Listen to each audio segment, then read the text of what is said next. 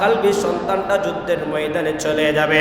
মা ডাক দিয়ে কয়, বাবা একটা শর্ত তোমারে দিয়া দে, যতগুলা কাফের থাকুক না কেন একটা শর্ত আমি দিয়া দেই মা, তুমি একটা কদম পিছন দিক দিয়া বাড়াইতে পারবে না। যদি একটা কদম পিছন দিক দিয়া বাড়াও আমি মা দুধের দাবি ছাড়তাম না। আল্লাহু আকবার বলে ওয়াহাব কালবি যুদ্ধের ময়দানে চলে গেল।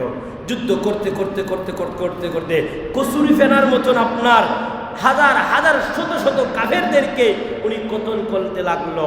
ইন্তিম টাইমে ওয়াহাব কালবির সামনেও কাফের, ডাইনেও কাফের, বামেও কাফের। ওয়াহাব কালবি চিন্তা করলো এখন চতুর্দিক দিয়ে তিন দিক দিয়ে আমাকে ঘেরাও করে ফেলেছে, আমি একটু পিছন দিক দিয়ে গিয়া একটু সুযোগ নিয়া তারা কিছু মারার একটা সুযোগ করতে পারে।